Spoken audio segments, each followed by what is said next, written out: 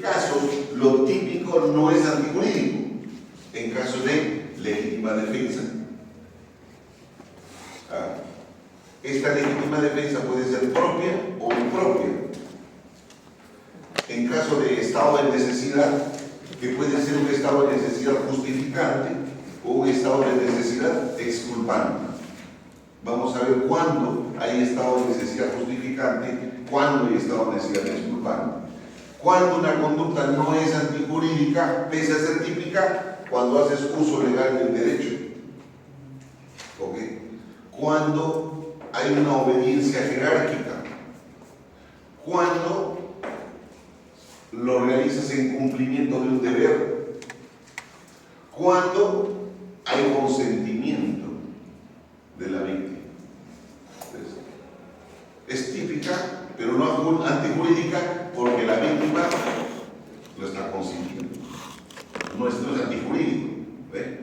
Por eso nos dice que la teoría de la antijuricidad siempre va a tener el propósito de establecer bajo en qué condiciones y en qué casos la realización de una conducta, ¿no?, va a ser pues considerado doloso, culposo, omiso, y cuándo no va a ser contrario al derecho. La teoría de la antijuricidad nos dice en qué circunstancias, en qué casos no es antijurídico una conducta. ¿Y en qué casos? 1, 2, 3, 4, 5, 6. En 6 casos. ¿Ok? Y ahí tienen su mapa conceptual que lo pueden ir definiendo. Pero hablemos de la antijuricidad formal. Si la antijuricidad básicamente es una situación contraria al ordenamiento jurídico, ¿qué entendemos por antijuricidad formal? Como su propio nombre lo dice, la antijuricidad normal es formalmente lo que está establecido en la norma. Si el tipo de penal dice no debo matar, es básicamente la simplicidad de esa fórmula, se está diciendo que formalmente matar es antijurídico. No debo apoderarme de bienes ajenos. La norma te está diciendo que apoderarte de bienes ajenos es antijurídico. Con contrario sensu me está diciendo que no debo apoderarme de bienes ajenos. Formalmente es la descripción que contiene en el tipo penal y básicamente establece los parámetros de la conducta. En resumidas cuentas, la antijuricidad formal no es más que la descripción del tipo legal de manera formal. No hay mucho vuelta que dar. Por ejemplo, dice, el Código Penal prohíbe el homicidio. Si una persona mata a otra, su conducta es formalmente contraria. ¿Qué puedes alegar si una persona mata a otra? No, si puedo alegar, puedo justificarle que lo maté. ¿En qué? Legítima defensa. Lo puedo decir que lo maté en estado de necesidad.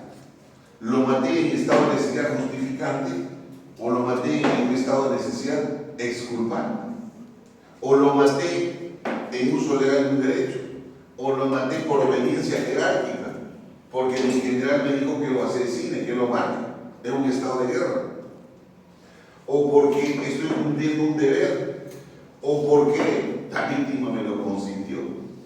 Pero ¿qué víctima te consiente que lo mates? Eutanasia. ¿Y eso está penado? Claro. No se pune, no se sanciona a quien pide que lo mate. Se sanciona a quien colabora con esa muerte. Entonces, si yo recojo el pedido de una persona que me dice que por el amor de todos sus hijos y de su familia, me mate porque yo ya tengo una situación irreversible, obviamente pues matar es una conducta formal que está previsto en el Código Penal, que no debo hacer. Pero si a ruegos y por escrito me lo pide esta persona, mi conducta constituye un acto de homicidio, pero es un homicidio socialmente atenuado, ¿no es cierto? A ver, ¿en qué artículo está el homicidio? 106.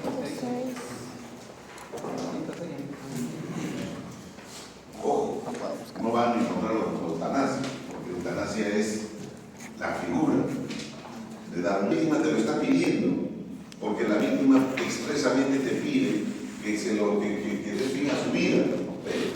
Tampoco está ahí el tema de la exoneración de responsabilidad.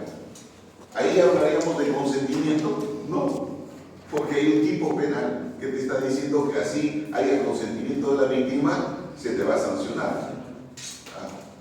La única manera que funcione el consentimiento sería, pues, en los delitos de violación sexual de mayor de edad, por ejemplo. Que la víctima diga, en un inicio fui víctima de ultraje sexual, y después diga, no hay ultraje sexual, yo consentí el acto sexual. Consentimiento. ¿Ok? La antijuricidad material ya también se refiere a la lesividad social. Si la antijuricidad formal está referida a la simple contradicción formal de una conducta, de que no se debe realizar esa conducta, obviamente la antijuricidad material está referida a la lesividad social. ¿En qué consiste? Consiste en que no basta que haya una antijuricidad formal, sino que debe lesionar o poner en peligro un bien jurídico tutelado. O sea, no basta que la antijuricidad sea formal, sino también que se lesione ese bien jurídico tutelado. Es decir, principio de lesividad, que se lesione, que se ponga en riesgo, tentativa, mínimamente. Entonces, para nuestro sistema debe darse las dos cosas. Debe haber, para que haya antijuricidad, debe estar la conducta formalmente y materialmente. Es decir, se debe ir contrario a la norma y materialmente debe haberse puesto en riesgo o en peligro el bien jurídico tutelado. ¿Por qué? Porque aquí se evalúa realmente si se causó el daño, no se causó el daño, si existió un riesgo o no se existió un riesgo. Si existe formalmente, obviamente pues no va a haber antijuricidad, porque lo que importa es lo material. Por eso se habla de fondo y forma. Para que haya antijuricidad, la conducta debe estar antijurídicamente de fondo y de forma. Solo así podemos hablar de antijuricidad. No puede haber antijuricidad formal si es que no está la material, y no puede haber antijuricidad material si no hay antijuricidad formal. O sea, es una reciprocidad que tiene que estar prevista en la norma. Esta antijuricidad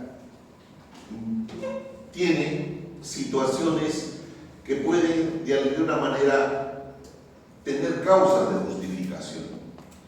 La antijuricidad está referida a esa conducta básicamente contraria al ordenamiento jurídico, pero tiene que también prever ciertas circunstancias que una conducta puede estar desprovista de una intención, un ánimo más allá del todo. Esas se denominan causas de justificación. El lado negativo de la antijuricidad no es más que las causas de justificación. ¿Y cuáles son esas causas de justificación? Estas son las que excluyen la antijuricidad, convirtiendo el hecho típico ¿en qué? En ilícito. O sea, me está diciendo usted que si yo actúo en defensa legítima, que es un hecho ilícito de haber matado a alguien, mi hecho se convierte en ilícito, sí. Que si yo actúo en estado de necesidad, el hecho ilícito se convierte en ilícito, sí. Pero hay que probar, no es fácil. La legítima defensa tiene requisitos, son 3. Y si estos 3 requisitos no están satisfechos, no vas a poder conseguir legítima defensa. Por eso, nosotros hablamos de causas de justificación, hablamos de legítima defensa, estado de necesidad, cumplimiento de un deber, ejercicio de un derecho y obediencia debida y el consentimiento del titular del derecho nacional. El homicidio, no habrá antijuricidad, por ejemplo, en un homicidio, cuando yo privo la vida a otro. Este hecho es contrario al derecho, evidentemente en cualquier lugar del mundo eso es contrario al derecho, privar la vida a otra persona. Pero este hecho, si está amparado por una causa de justificación, se vuelve lícito. Entonces, por eso se dice que no será antijurídico el homicidio cuando exista una causa de justificación que constituye el aspecto negativo de la antijuricidad. ¿Qué es legítima defensa? Es obrar condicionado a una agresión ilegítima. Por ahí parte. El estado de necesidad es el obrar condicionado a la colisión de dos bienes jurídicos tutelados. Por eso se habla de estado de necesidad exculpante y justificante. ¿Cuándo habrá justificante? Ya lo vamos a ver, pero les adelanto. Cuando los dos bienes jurídicos tutelados están en diferente nivel. Que el que yo quiero salvar tiene muchísimo valor del que yo voy a violar o querer dañar. Ahí hay un estado de necesidad. Ahora, estado de necesidad exculpante, cuando el bien jurídico que yo quiero salvar está al mismo nivel del bien jurídico que yo he violado. Por eso se habla de un estado de necesidad exculpante, de buscar la exculpación. Y el consentimiento de la víctima y el cumplimiento. Pero ya, lo vamos a desarrollar. ¿Qué es la legítima defensa? Veamos el primer concepto de una de las causas de justificación. ¿Qué es legítima defensa? ¿Por qué tienen tanto calor? ¿Está cerrada la ventana? No, están abiertos. Hacemos la clase en patio. Para evitar una agresión, la reacción necesaria para evitar una agresión, pero la condición es que esa agresión sea ilegítima. Cuando hay una agresión ilegítima, justamente esa es una de las condiciones, que yo no lo haya provocado, que no lo haya condicionado.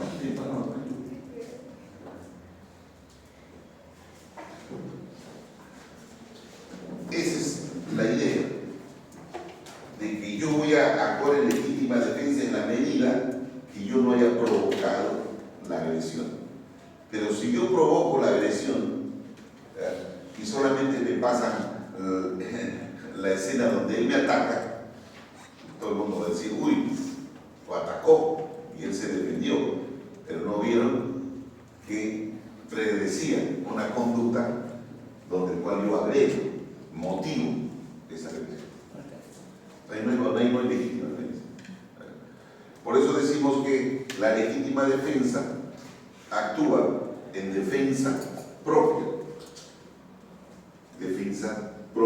de mis derechos. Pero ¿puedo también actuar por los derechos de otro? Sí. Por eso se habla de defensa legítima propia, cuando una persona actúa en defensa de sus propios derechos, ya sea la vida, el cuerpo y la salud.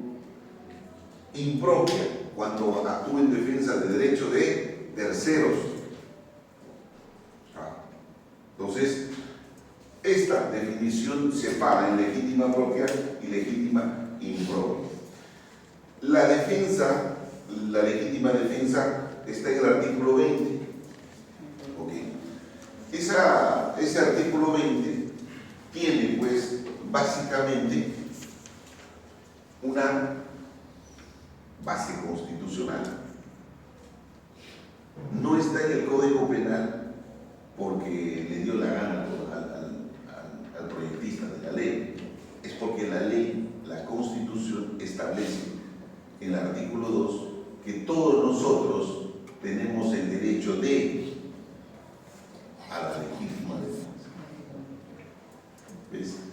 La Constitución nos da una carta blanca para poder nosotros defendernos. ¿De qué? ¿De qué? De agresiones ilegítimas, de agresiones no provocadas hacia un bien jurídico actual, mi vida, mi patrimonio, que se encuentra inminentemente amenazado. Esta agresión debe ser repelida. ¿Con qué? Con un medio racionalmente necesario. Esa es la otra condición para la legítima defensa. La primera condición, no sé si dan cuenta, es no provocar. La segunda condición es hacer medio de defensa racional para impedir o repeler ese ataque. Entonces, pero no debe haber provocación, no debe haber un perjuicio de derechos de la persona. Pasa que pues hay personas que provocan, insultan, escupen, y cuando otra persona reacciona, tú reaccionas y le causas una agresión y dices, no, me defendí porque él me agredió. Pero ¿qué hiciste tú primero? No le insultaste, no le escupiste. Sí, pero eso no cuenta, pues, de boca. No, pero ¿quién está infringiendo? ¿El insulto? Es un delito. El insulto está transgrediendo ¿qué? Un bien jurídico tutelado. ¿Cuál es? El honor. Por eso que hay injuria, hay difamación. Decirte CSM es una injuria. Decirte ajo, herda es una injuria. Pero nosotros lo tomamos aquí como una situación coloquial de todos los días. Pero son injurias. Entonces hay gente que no soporta esas injurias y reacciona. Entonces en ese contexto, la base constitucional está en el artículo 2, artículo inciso 23, que establece ¿cuáles son los requisitos para la legítima defensa? Está en el artículo 20, cuando nos dice inimputabilidad. ¿Cuándo mi conducta será inimputable? Cuando yo actúe en legítima defensa. Por eso dice, artículo 20, está exento de responsabilidad penal el que obra en defensa de bienes jurídicos propios, estamos hablando de legítima defensa propia, o de terceros, legítima defensa impropia. Estarán copiando, de ahí no pongan cosas que no deban en su examen. ¿Cuántas clases de legítima defensa hay? Le voy a dejar en puntitos. Ella, su compañera, va a poner, pues, ¿no? ¿Qué vas a poner? Cuando ponga cuáles son las clases de legítima defensa, ¿qué vas a poner en los puntos suspensivos?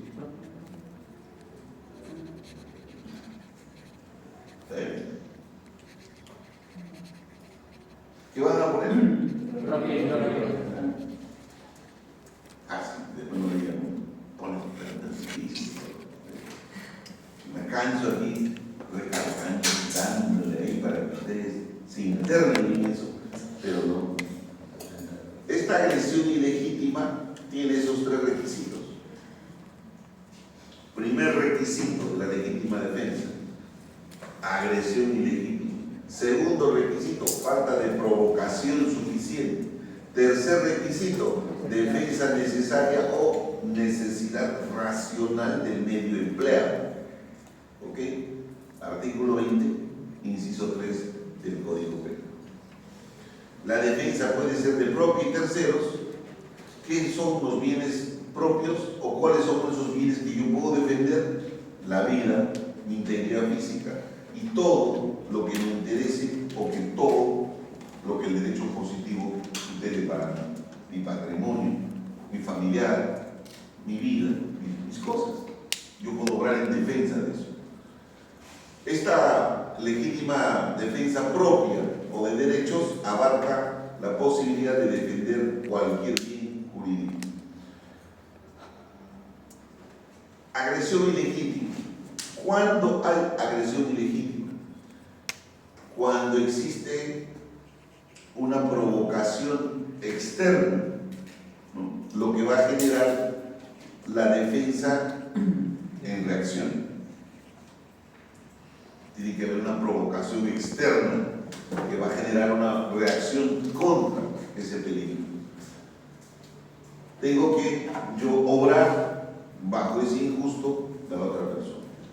Por ejemplo, matar a otro para que no lo maten. Ahí estoy actuando en legítima defensa propia o impropia. Impropia. Porque estoy interviniendo a favor de un tercero. ¿Ves? El león está durmiendo. Entonces, si yo intervengo a favor de otra persona para que no la mate, es un interés tercero. Estoy actuando en legítima defensa impropia. No, pero no es tu bien, no es tu familiar, pero la ley me faculta. Y si no lo haces, ¿qué pasaría? No, por ahí, omisión que.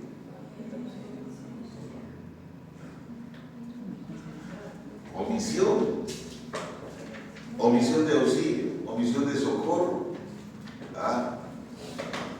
omisión de acudir en defensa de alguien, ¿qué hay?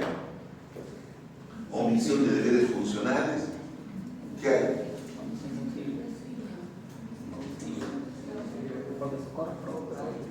Todo porque está listo en la puerta. Omisión de auxilio. ¿Qué es omisión de auxilio? Es no prestar ayuda a quién. A quien lesionaste. Y omisión de socorro, no prestar auxilio a quien encuentres herido. Simplemente aquí habría un acto de omisión en el sentido pues de no interrumpir un acto ilícito. Omisión de denuncia. Omisión de evitar la muerte de la persona. En ese sentido, la agresión ilegítima es la reacción, no lo olviden, solamente la reacción. Reacción. ¿A qué? A una conducta externa, que yo no la provoqué.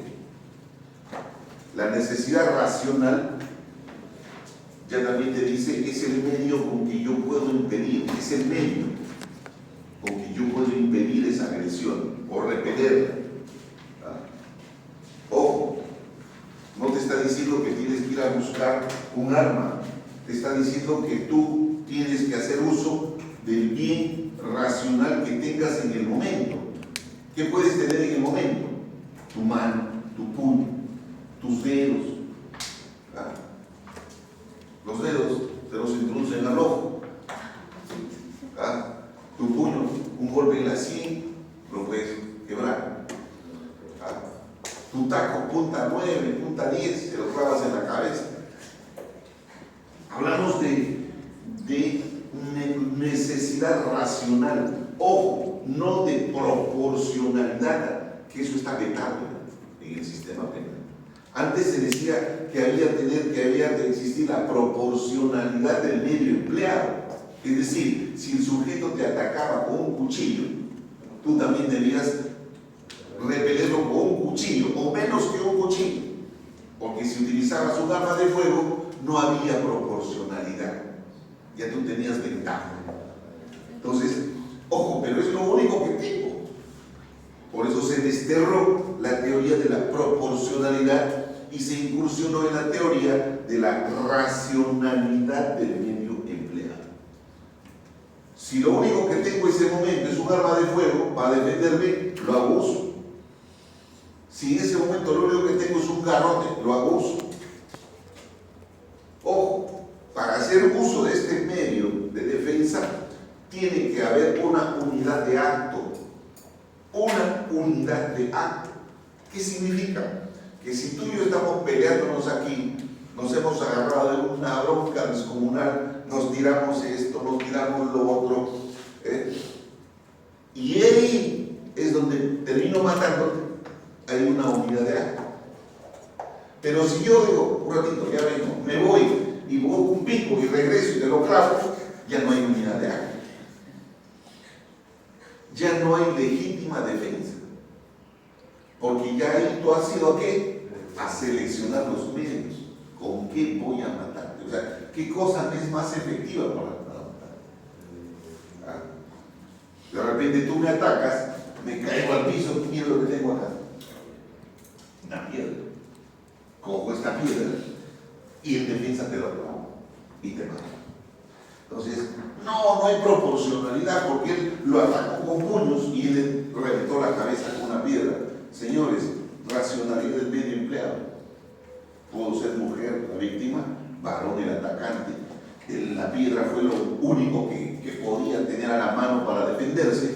Hubo unidad de acto y obviamente fue oportuna para liberarse de esa agresión ilegítima. Entonces, por eso se dice que la necesidad no puede ser ni prematura ni tardía,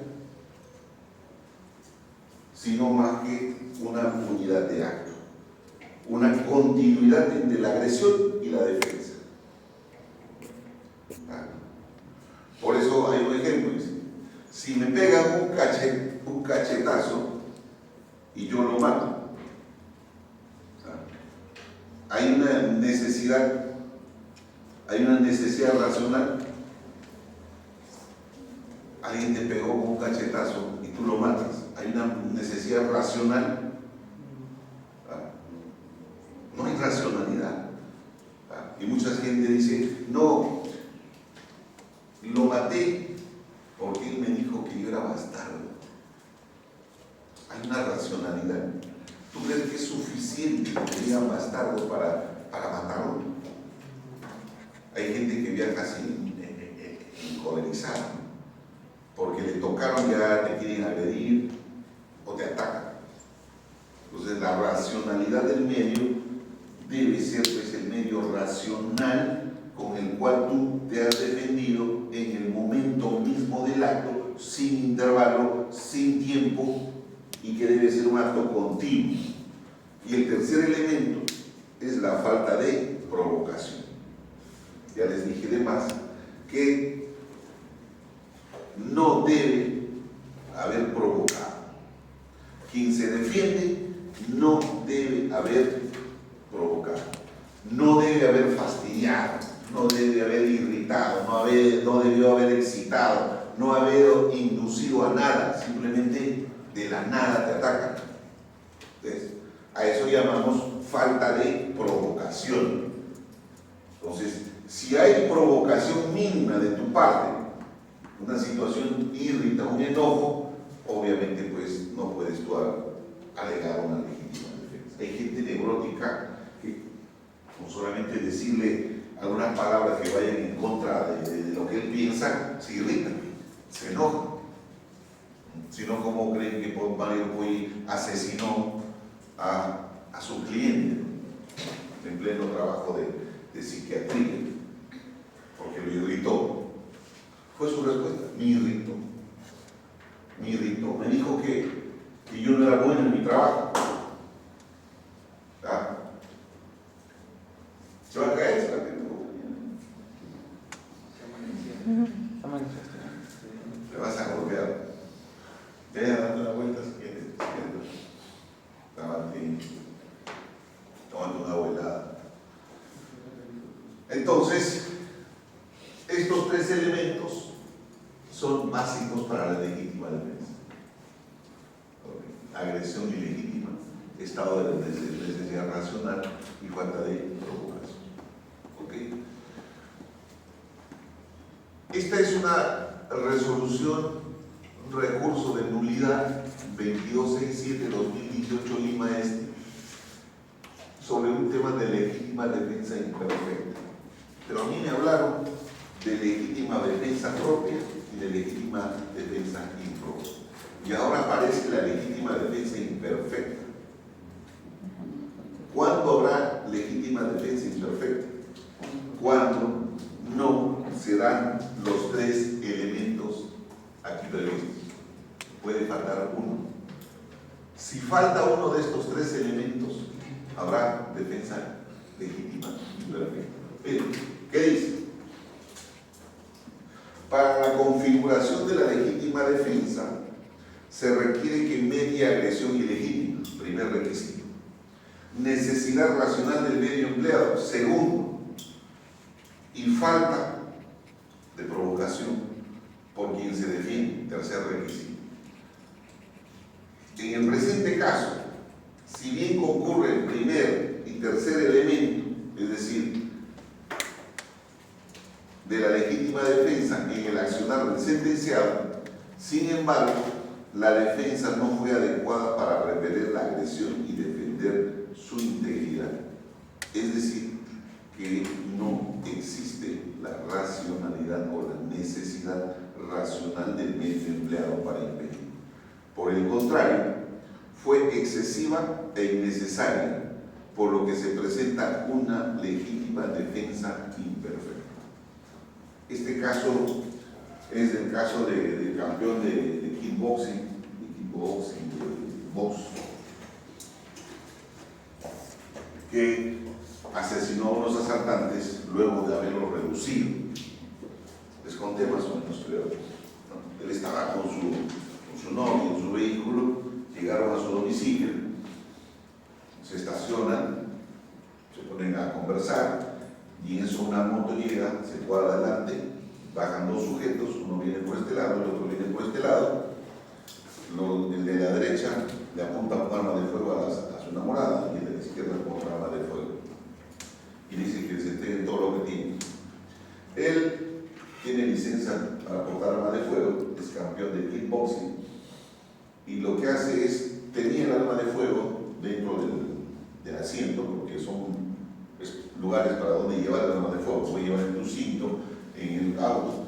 Entonces él lo tenía en el asiento, y lo que hace es distraer a ellos diciendo, ya está bien, les voy a entregar, voy a sacar, voy a buscar, voy a sacar mi billetera. Pero en ese intento de estar moviéndose, coge el arma de fuego, saca, y lo que hace es disparar al primero, cae muerto, y el segundo dispara, pero el disparo pasa por la cara y también lo dispara, y le cogen en el cuello y se va, huye. Entonces el otro muere instantáneamente, él baja del auto, el sujeto en su fuga, iba pues derramando sangre del cuello, y lo que hace es caer desvanecido. Y él llega y lo que hace es rematarle de tiro. O sea, ya inmovilizado, en una situación de indefensión, termina de matar. La familia lo denunció por homicidio, él alegó legítima defensa, y aquí le dijeron que no había legítima defensa. Fue un espanto, todo el mundo decía, ¿qué es esto? O sea, la justicia favorece a quien no debe, ¿no? Aquí hay corrupción, en vez de favorecerme a mí que me han asaltado. Sí, el contexto es bonito, ¿no? El contexto es bonito, mira, actuaste en tu defensa, sí, pero la ley te pone parámetros. Entonces lo denunciaron y no funcionó su legítima defensa, porque no hubo necesidad racional, o sea, ya no había necesidad de matarlo, ya estaba reducido, ya estaba en el suelo, prácticamente ya lo asesinó a traición. Entonces, en ese contexto no funciona la legítima defensa. Por eso que hay que ver bien. Entonces, ¿por qué opera así? Por desconocimiento de la norma. Yo creo que quien tiene un solo arma de fuego debería saber cómo debe hacer el uso de la legítima defensa. Entonces hay que tener mucho cuidado con eso, y es ahí donde la Corte habla de una legítima defensa imperfecta. ¿Podríamos decir que es un tercer faz negativo? Podría ser imperfecta, porque no se dan todos los elementos de la legítima defensa. No está aceptada por la doctrina nacional, por la Corte Suprema como una base normativa, pero sí está aceptada como una base dogmática, o sea, como doctrina, pero no como base legal. Como doctrina, ¿existe una legítima defensa imperfecta? Sí. En contrario senso, ¿existe una legítima defensa perfecta? Sí, cuando se dan todos los elementos. ¿Es así? Okay. La legítima defensa, aquí vemos definida, artículo 20, inciso 3, habla de la legítima defensa propia y la legítima defensa impropia. Propia puede presentarse sobre la persona o sus derechos, impropia la persona o derechos de un tercero. Claro. El estado de necesidad, segundo Acapi, el estado de necesidad no es más que también una causa de justificación porque se va a dar en situaciones de peligro, básicamente. En situaciones de peligro para un bien jurídico, donde hay la necesidad de salvar otro bien jurídico. Básicamente hay un conflicto de dos bienes jurídicos y quien debe actuar tiene que salvar esos dos bienes jurídicos. Ahí viene el tema de la ponderación. Hay que ponderar el bien jurídico tutelado. Por eso se habla de necesidad justificante, porque yo puedo, por ejemplo, auxiliar o socorrer a una persona y para hacer eso tengo que romper la puerta de una casa. ¿Ves? Típicamente romper la puerta de una casa es daños. Hay un bien jurídico tutelado que es vulnerable. Si voy a salvar la vida, tengo que romper la puerta. ¿Qué estoy haciendo ahí? Estoy ponderando.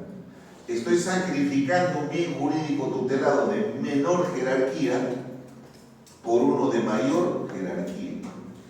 ¿Ves? A eso lo llamamos estado de necesidad justificante. Porque hay que preponderar el bien jurídico más valioso en el caso. Una persona choca su vehículo en un automóvil del año 2026 muy costoso, muy valioso, y está ahí con las lunas encerradas, desmayada, y la única forma para sacarla es destruir la ventana, romper la puerta. La rescato, viene una tercera persona y me denuncia por daños. Malograste un vehículo de más de $200,000. Pero era la única forma de yo poder rescatarla. O sea, tenía que sacrificar un bien de valor mínimo frente a un bien jurídico de mayor. ¿Se acuerdan? La escala de bienes jurídicos. ¿Dónde está la vida? En primer lugar. Entonces, no hay otra forma de poder hacerlo, no había otra forma. Entonces, puedo utilizar el estado de necesidad justificante, claro. Me denuncian por daños, me procesan por daños, me aperturan el proceso por daños y yo puedo decir actúe bajo un estado de necesidad justificante. Es decir, mi conducta tiene una causa de justificación y como tiene una causa de justificación, estoy exonerado de responsabilidad. Significa que mi conducta no es antijurídica, porque formalmente el romper la ventana y la puerta es daños. ¿No es así? Bajo ese contexto, el estado de necesidad. El estado de necesidad justificante está en el artículo 20, inciso 4. Aquí el fundamento, la razón del estado de necesidad justificante es el interés preponderante. Esa es la razón del estado de necesidad justificante. ¿Por qué? Porque se va a excluir la antijuricidad por la necesidad de la lesión en relación a un bien de menor importancia del bien que se sacrifica. Otro ejemplo, quien durante un incendio rompe una puerta para salvar una vida. Clarísimo. Ejemplo, te voy a poner en tu examen esto de aquí. Y te voy a decir qué cosa es. Estado de necesidad es culpable o justificable. Y si a pesar de eso ponen otra cosa. Teoría de la diferenciación. Obviamente, para que el estado de necesidad justificante funcione, se tiene que recurrir a la teoría de la diferenciación. Su nombre lo dice. Esta teoría lo que busca es diferenciar, distinguir con el estado de necesidad exculpante. Ambos son causas de justificación. Ojo, ambos son causas de justificación. Una cosa es estado de justificación y la otra es exculpante. Alguien decía, no entiendo. Lo único que tienes que entender es que son causas de justificación. Si tu conducta está inmersa en ambas situaciones, no es antijurídica. Así de simple. Por eso te está diciendo que lo único que tienes que es diferenciar con el estado de necesidad disculpante que está en el inciso 5 del artículo 20. ¿Okay? Aquí tenemos un cuadro para que ya se les cuadre mejor. ¿Okay? El estado de acuerdo a la teoría de diferenciación, el estado de necesidad constituye una circunstancia eximente de pena, eximente de antijuricidad, porque si no hay antijuricidad, no hay pena. Por eso te dicen que es una circunstancia eximente de pena. Excluye la responsabilidad penal ante un peligro actual e inminente y no causado, o al menos no dolosamente por el agente. ¿Ok? Que solo puede salvarse mediante el sacrificio de un bien ajeno. Dos supuestos, justificante y exculpante. El justificante en el 4 y el justificante, el exculpante en el 5, el justificante en el 4. ¿Okay? El estado de necesidad justificante busca salvar un bien jurídico sacrificando otro de menor valor. Eso de memoria. El justificante sacrifica un bien de menor para salvar uno de mayor. El estado de necesidad exculpante ya también busca salvar un bien sacrificando otro bien de igual valor. ¿Cómo se daría eso? Un bien sacrificando del mismo valor.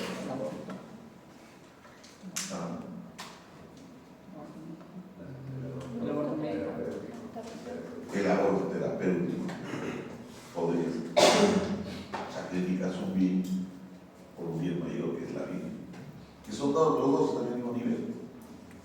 Otro, en un caso de naufragio, el ejemplo típico de Zaffaroni, ¿no? De un naufragio. Uno encuentra una tabla con la justa para él y viene otro a quitarle su tabla y dice, en esa defensa de mi bien, de mi vida, termino matando al otro o dejando que se muera ahogado. ¿Ves? Los bienes jurídicos en discusión están al mismo nivel. Vida, vida. Ya está. Con eso, claro, y me despido del estado de necesidad con estas conclusiones. El estado de necesidad justificante se fundamenta en el principio del interés preponderante, pues la acción salvadora se analiza sobre la base de identificación y valoración de un bien menor y un bien mayor. Por eso se habla de preponderancia, bien menor, bien mayor. ¿Ok? Junto al medio adecuado que se emplee. En cambio, el estado de necesidad exculpante opera sobre bienes jurídicos semejantes del mismo nivel, por lo que es posible realizar una ponderación de bienes jurídicos, sino verificar la inexigibilidad de otra conducta de la persona. Acá no puedes ponderar, te está diciendo. En el de necesidad justificante tienes que ponderar, sacrifico el de menor por mayor, ponderación, obviamente lo adecuado, pero en el estado de necesidad exculpante no puedes ponderar, los dos tienen el mismo nivel. ¿Y cómo entonces yo tengo que analizar esa supuesta ponderación? La inexigibilidad de otra conducta. O sea, si yo, al matarlo por cuidar mi tabla, era la única situación que había, o había otra posibilidad, y si había otra tabla más grande, había una exigibilidad de otra conducta, le pudiste ir por esa tabla, dejar esa tabla, o pasar esa tabla y quedarse con esa tabla. Ahí viene el análisis de la inexigibilidad de otra conducta.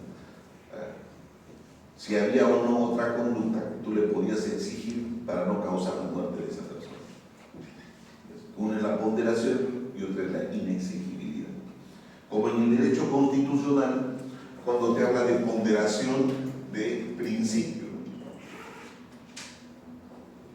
cuando hay una colisión de dos principios fundamentales, ¿qué utilizas? La ponderación para poder definir cuál de los dos principios fundamentales necesitas. ¿Ok? El estado de necesidad justificante se sacrifica un interés, o sea, un bien de interés menor para salvar a otro, hasta el cansancio. Requisito, situación de peligro, acción necesaria. Fundamento preponderante, el interés preponderante. ¿Qué debe preponderar?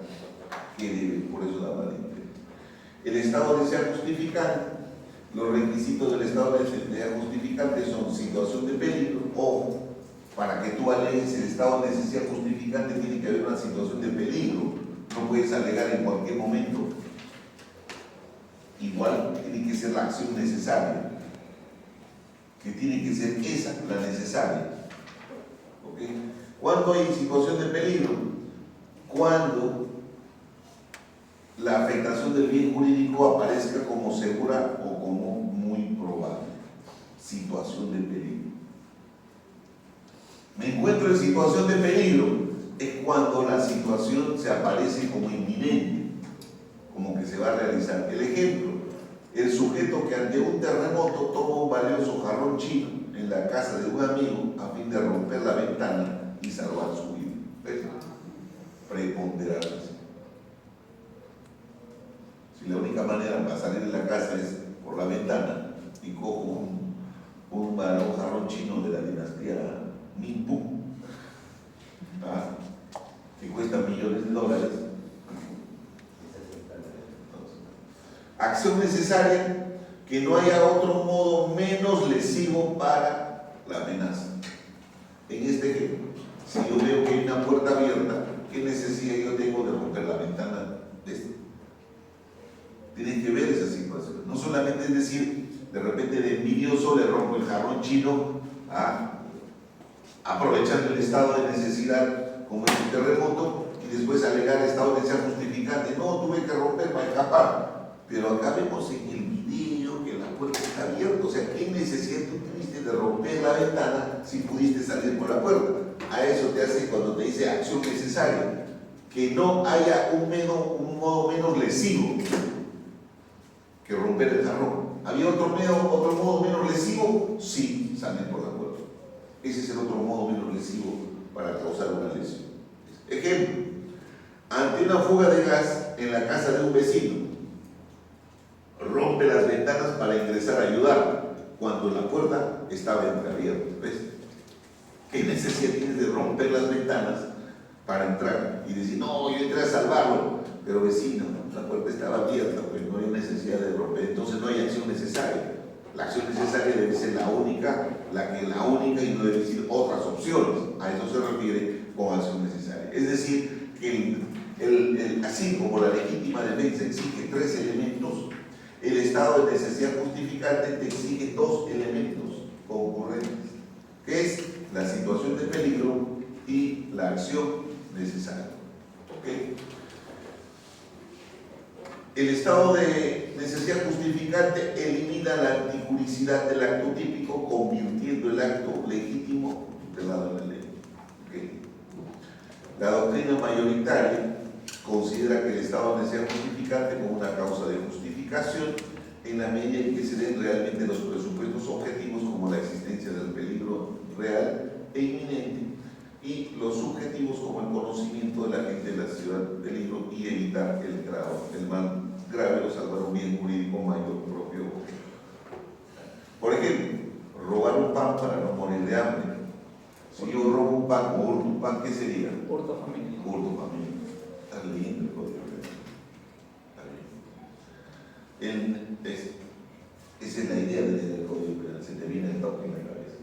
Como cuando tu cliente va y te dice, mi esposo me ha pedido que aborte.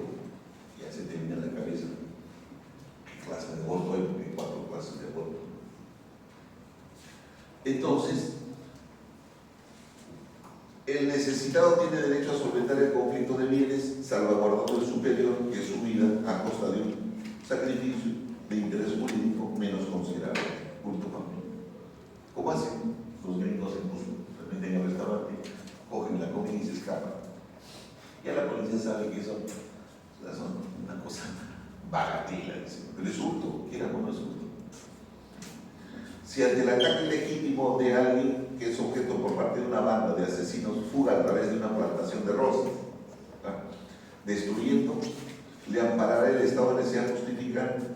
El bien dañado y salvado son el valor desigual, obviamente la vida el derecho a sopesarlo se inclina a favor del más importante. En los supuestos en los que se baraja la aplicación de un estado de necesidad justificante, tiene como base siempre un conflicto o colisión de interés. Si a mí me está persiguiendo una banda de asaltantes y tengo que cruzar por un sembrío de rosas, tengo que hacerlo para salvar mi vida.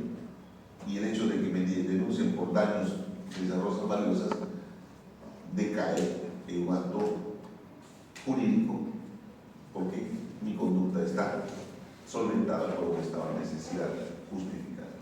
¿Okay?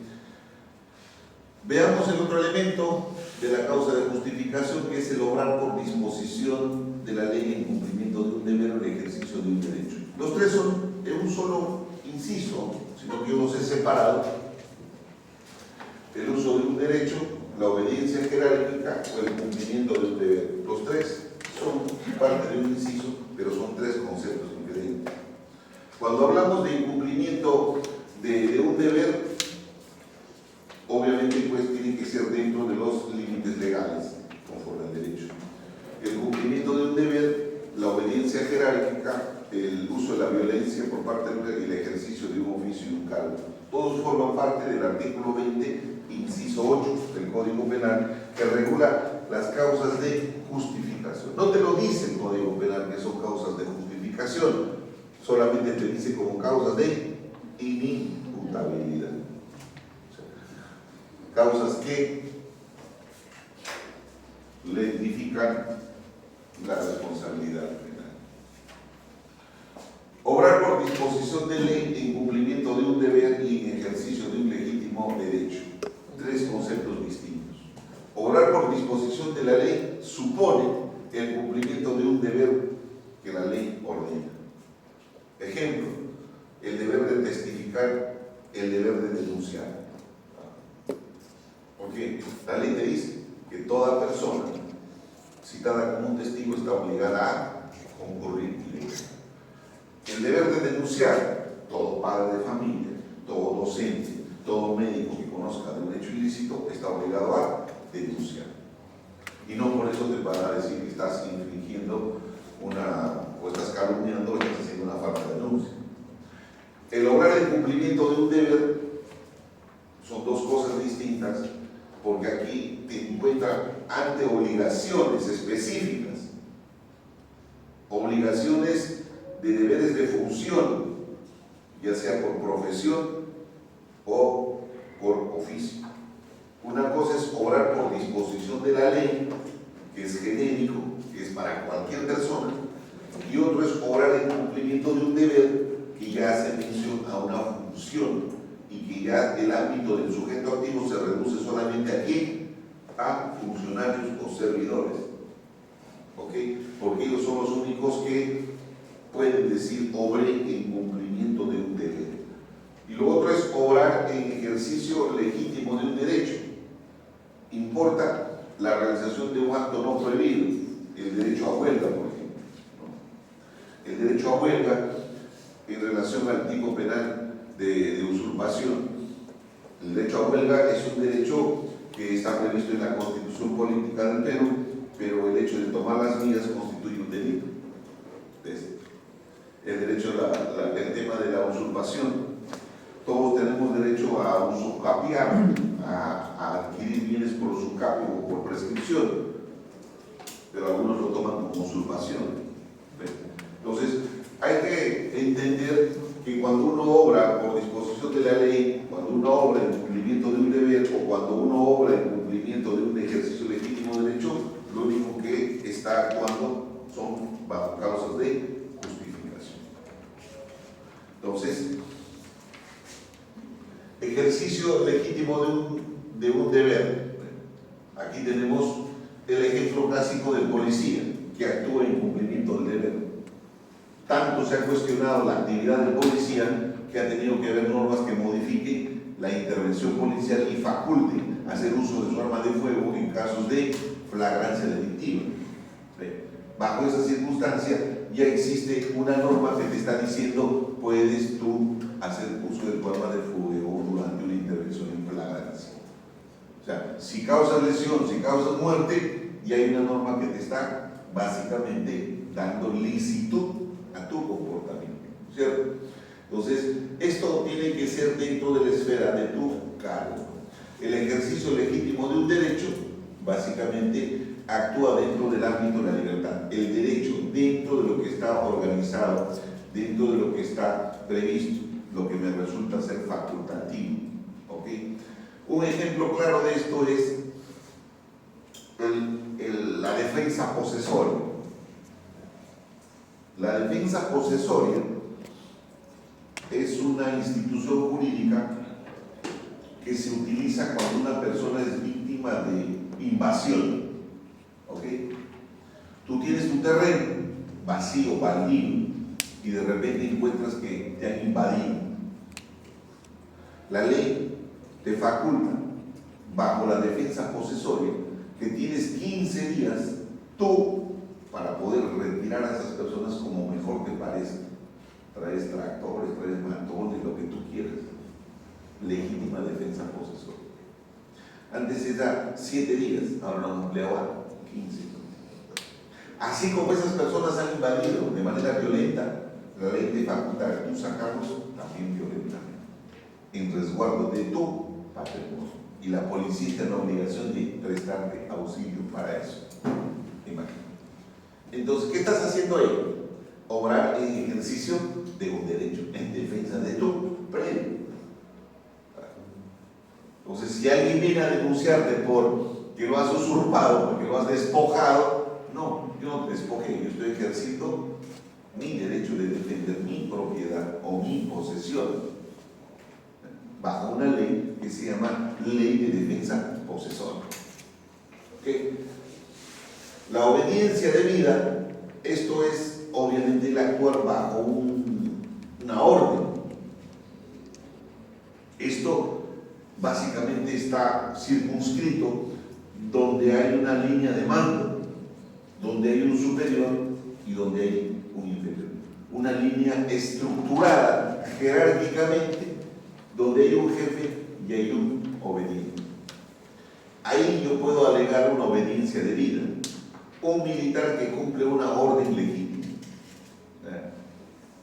en tiempos de guerra y traición a la patria se puede matar. Y si mi jefe me ordena fusilar, yo lo fusilo y no por eso voy a responder por dar esa orden. Tiene que haber el obrar por obediencia, el subordinado tiene que haber ejecutado el acto ordenado, tiene que cumplir formalidades legales, es decir, que la orden sea pues una orden legal, no legal, que la orden debe ser antijurídica. Claro, matar a alguien en tiempos de guerra, matar a alguien esa normalidad legal, obviamente se convierte pues, en una causa de justificación de homicidio. Ejemplo, soldado que bajo las órdenes del jefe que patrulla mata a un supuesto subversivo. Causa de el consentimiento del titular no queda más claro, pues que si el titular renuncia a la protección jurídica, si el titular renuncia a la persecución penal, no, obviamente este bien jurídico no se va a tutelar. ¿Cómo renuncia un titular? ¿Han escuchado hablar de las transacciones extrajudiciales? Donde hay problemas, siempre hay un acuerdo, transacción, vamos a transar. Un choque de dos vehículos, un sujeto activo y un sujeto pasivo. El sujeto activo transa con el sujeto pasivo. El sujeto pasivo firma una transacción y dice: renuncia a toda acción penal, civil e indemnizatoria por este documento. ¿Qué está haciendo ahí? Está renunciando a la protección jurídica. ¿Y qué está haciendo ahí? Simplemente está actuando con consentimientos. Él está consintiendo de que no se le proteja más su bien jurídico tutelado, que es su patrimonio. ¿Cierto?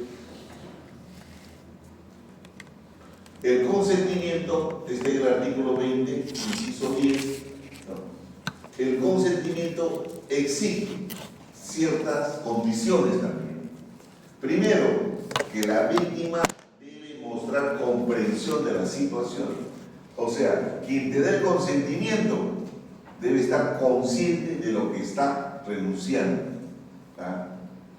Una persona de 98 años podría renunciar, no porque no estaría consciente.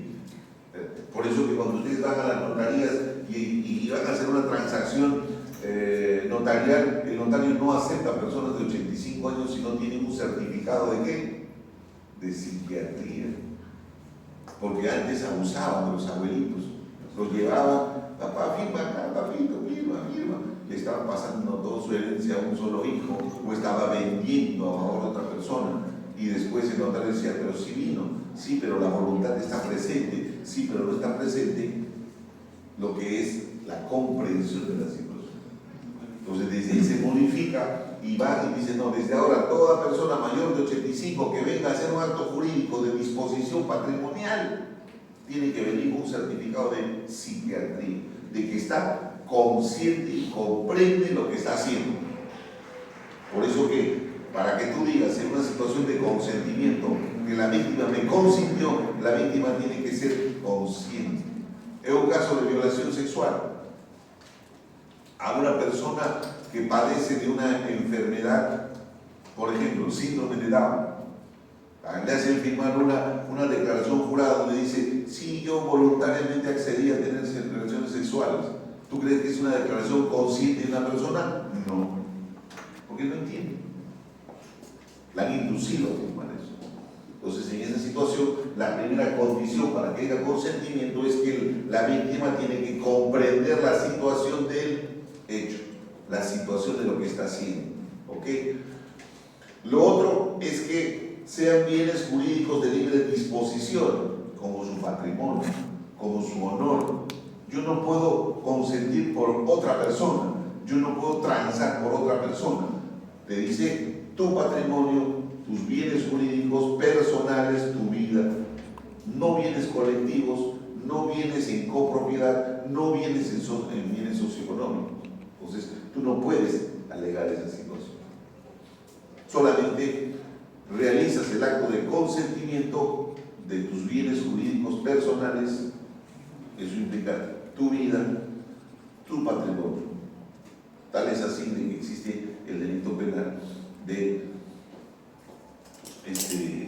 homicidio piadoso, ¿no? El consentimiento debe ser anterior a la acción o anterior a la acción. ¿Ves? Lo otro es que no debe provenir de un error. Otras dos condiciones. ¿Qué les preocupa? ¿La nivel?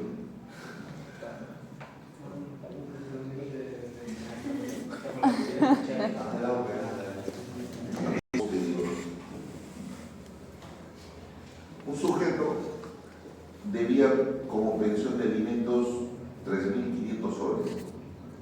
¿Okay? Lo denunciaron por omisión a la asistencia familiar, llegó la sentencia, le requirieron el pago de los 3.500, no pagó, le revocaron la condena, lo mandaron a prisión efectiva y para sacarlo de ahí hay dos formas: o cumple su condena, o llega al tercio para una semilibertad, o la víctima, la madre del menor alimentista, le firma un documento donde le dice que esa deuda está pagada. Consentimiento. Y eso es lo que hacen muchos abogados.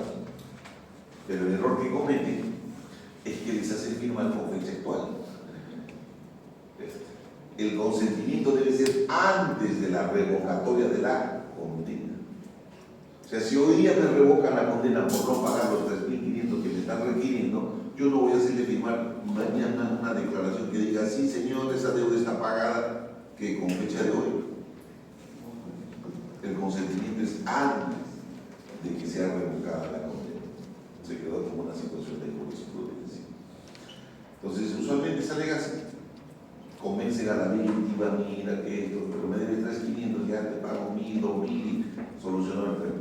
Pero, obviamente, el consentimiento es valorado porque la víctima está diciendo que está pagado, hay un documento de transacción extrajudicial, pero ojo, que esto debe ser antes a la acción de revocatoria. No debe provenir de error, no debe mediar engaño, no debe inducir a firmar mediante amenaza, mediante engaño, simplemente debe ser libre.